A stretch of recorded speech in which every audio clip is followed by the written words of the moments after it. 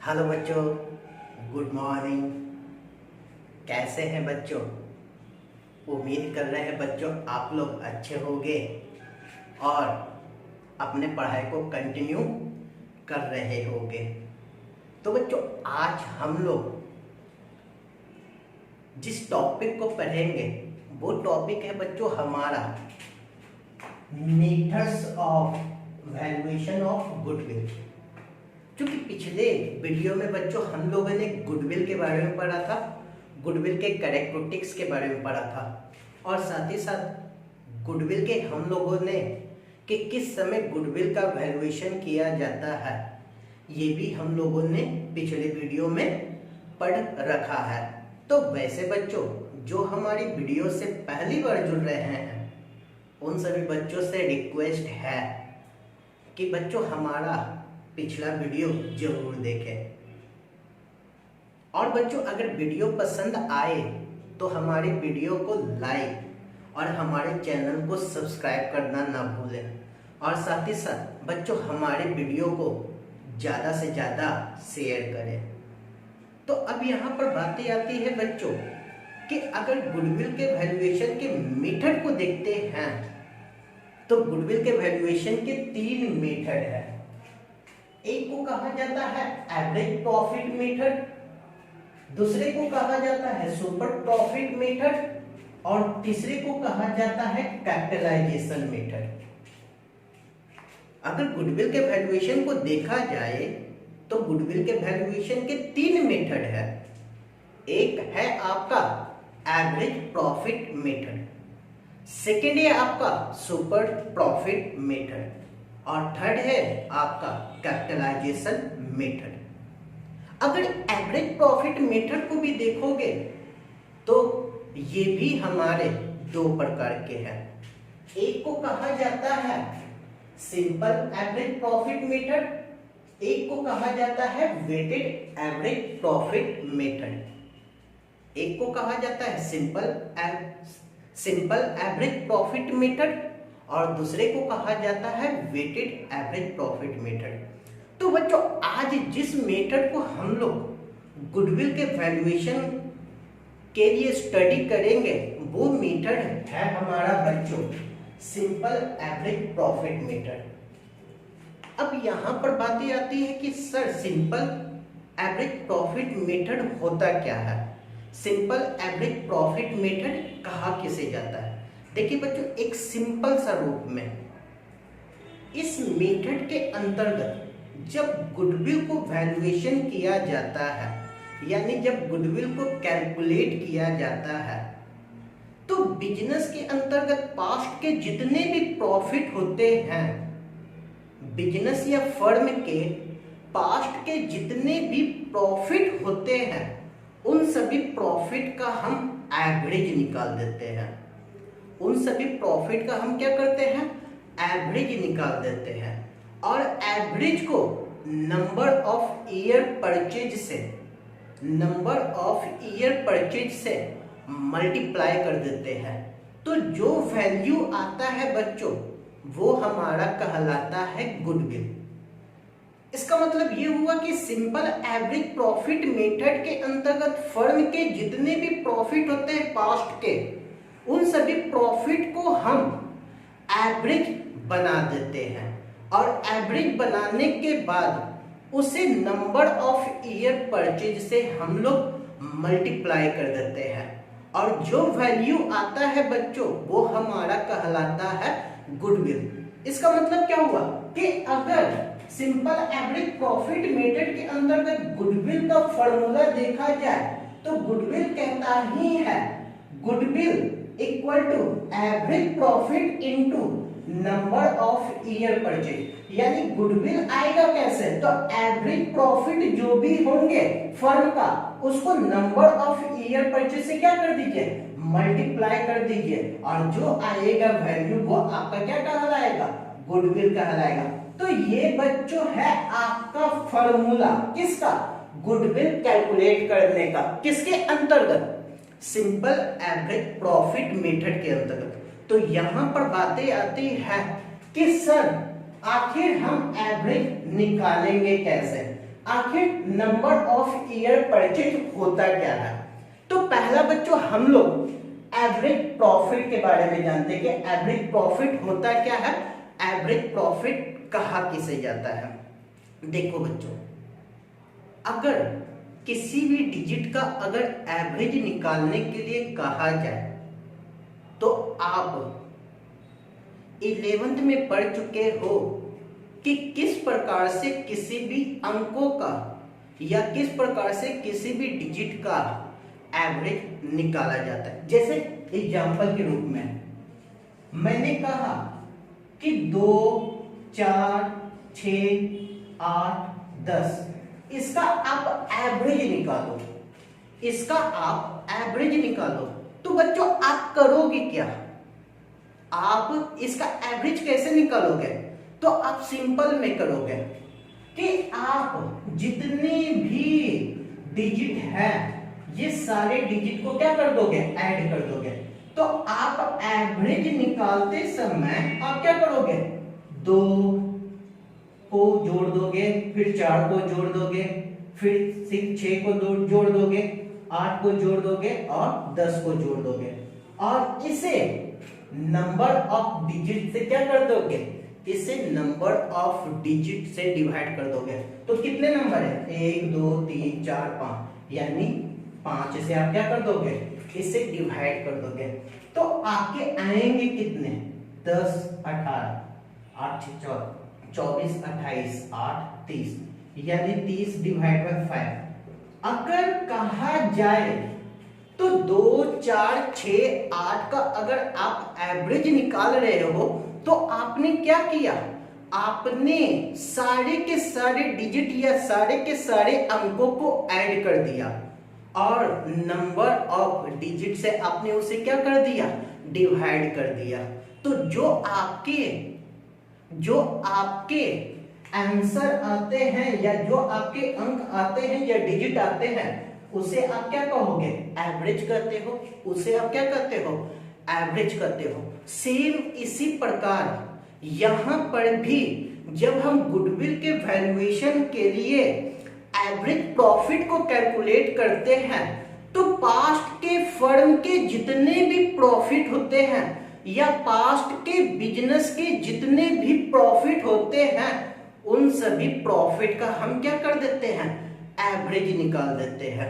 उन सभी प्रॉफिट का हम क्या कर देते हैं, एवरेज निकालते हैं। और जो एवरेज निकालने के बाद आपके अमाउंट आते हैं वैसे अमाउंट को हम लोग कहते हैं बच्चों एवरेज प्रॉफिट। वैसे अमाउंट को हम लोग क्या कहते हैं बच्चों, एवरेज प्रॉफिट। जैसे मैंने कहा कि अगर पास्ट का प्रॉफिट देखा जाए फर्म का, अगर पास्ट का प्रॉफिट देखा जाए फर्म का तो मैंने कहा 2017, 2018, 2019 और 2020। अगर 2017 में कहा जाए तो फर्म को 10,000 का प्रॉफिट हुआ, 2018 में कहा जाए तो फर्म को 15,000 का प्रॉफिट हुआ, 2019 में कहा जाए तो फर्म को 12,000 का प्रॉफिट हुआ और 2020 में कहा जाए तो फर्म को 10,000 का प्रॉफिट हुआ। तो ये फर्म के क्या है, पास्ट के प्रॉफिट है।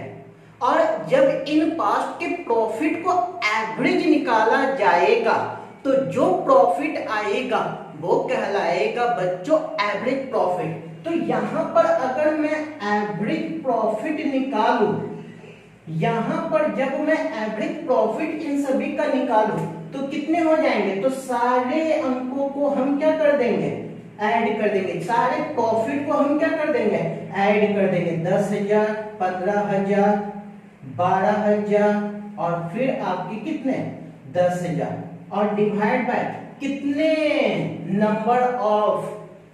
नंबर ऑफ प्रॉफिट है। तो आप कहोगे कि सर नंबर ऑफ ईयर भी कर सकते हो, नंबर ऑफ ईयर 1, 2, 3, 4 यानी 4 ईयर से आप इसे क्या कर दोगे, डिवाइड कर दोगे। तो आएगा बच्चों जो भी आपका आंसर यानी कितने आएंगे, देखा जाए 10, 10, 20, 30, 40 और 47 डिवाइड बाय 4, तो एवरेज प्रॉफिट कितने हो जाएंगे? एवरेज प्रॉफिट आपके हो जाएंगे 11,750। तो ये जो आया बच्चों, ये कहलाएगा आपका एवरेज प्रॉफिट। ये जो कहलाएंगे, ये कहलाएंगे आपके क्या? Average profit. इसलिए अगर एवरेज प्रॉफिट को देखा जाए तो इनका एक सिंपल सा फॉर्मूला दे गया है या दे रखा है। क्या दे रखा है? ध्यान से देखिएगा।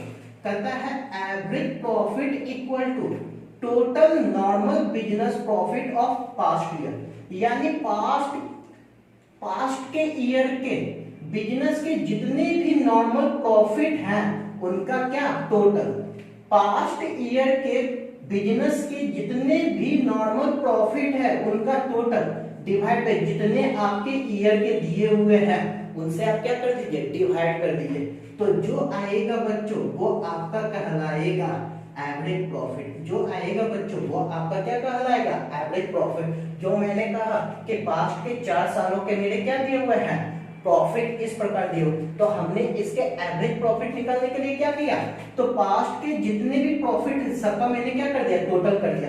तो 10, 15, 12 और 10 इन सभी का मैंने क्या कर दिया? एवरेज कर दिया। और जो आया 11,750 ये मेरा क्या कहलाया? एवरेज प्रॉफिट कहलाया। ये बातें क्लियर है? इसमें तो कोई प्रॉब्लम नहीं है। अब सेकंड जो बातें आती है वो आती है आपका number of year purchase. Number of year purchase का मतलब क्या होता है? नंबर ऑफ ईयर परचेज कहाँ कैसे जाता है? सिंपल में समझिएगा, ध्यान से समझिएगा। मान के चलते हैं कि ये एक फर्म है और ये फर्म ए और बी का है। ये फर्म किसका है? ए और बी का है। और इसने अपने फर्म को हैंड ओवर कर दिया। इसने अपने फर्म को क्या कर दिया? हैंड ओवर कर दिया। किसे कर दिया? यही फर्म हैंड ओवर होके किसके पास चले आए? सी और डी के पास चले आए। इसका मतलब कि जो फर्म ए और बी रन कर रहे थे अब वो फर्म को रन कौन करेगा? सी और डी करेगा। यानी हैंडओवर होके किसके पास चले आए? सी और डी के पास चले आए।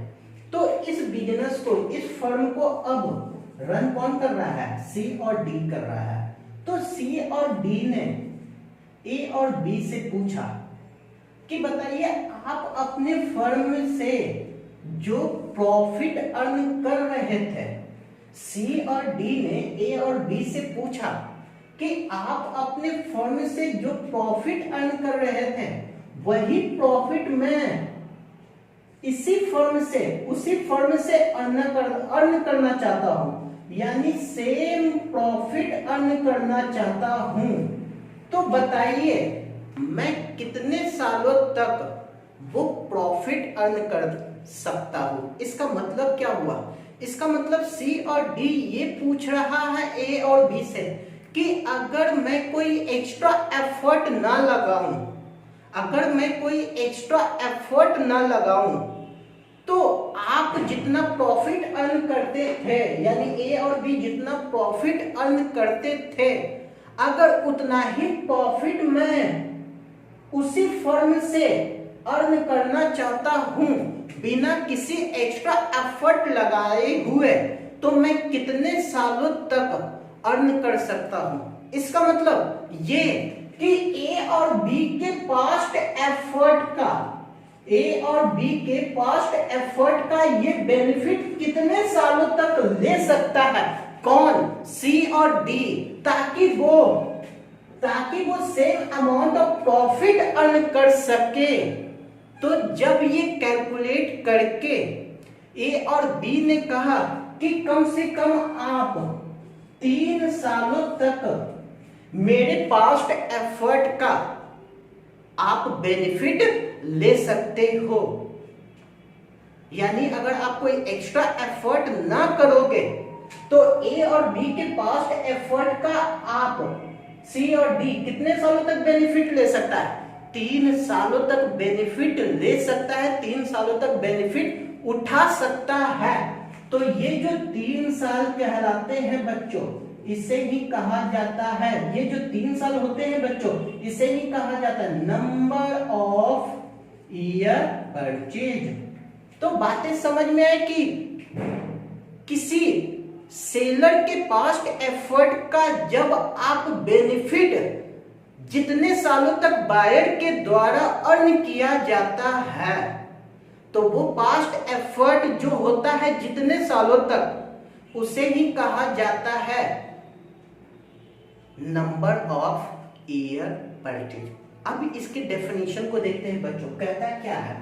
कहता है number of year purchase means, number of year purchase का मतलब क्या हुआ? हाउ मेनी ईयर्स, कितने सालों तक, हाउ मेनी ईयर, कितने सालों तक business will earn same amount of profit, यानी कि ये जो सी और डी इस फर्म का same amount of profit earn करना चाहता है। अब business will earn same amount of profit because of its past effort, यानी ए और बी के पास्ट एफर्ट का कितने सालों तक सी और डी बेनिफिट लेगा, तो जितने सालों तक वो बेनिफिट लेगा उसे ही कहा जाता है नंबर ऑफ ईयर परचेज। उसे ही क्या कहा जाता है? Number of year purchase. Clear है बच्चों? तो ये था बच्चों आपका नंबर ऑफ ईयर परचेज।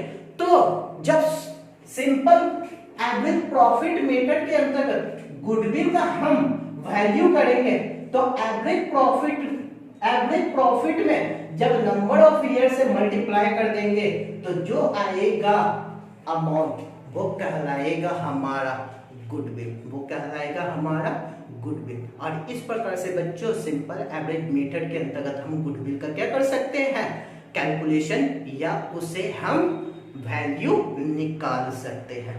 तो इसे बच्चों हम एक क्वेश्चन के द्वारा समझते हैं कि किस प्रकार से हम इसे कैलकुलेट कर सकते हैं। तो वो है बच्चों हमारा, समझिएगा, calculate goodwill of the firm on the basis of 4 year purchase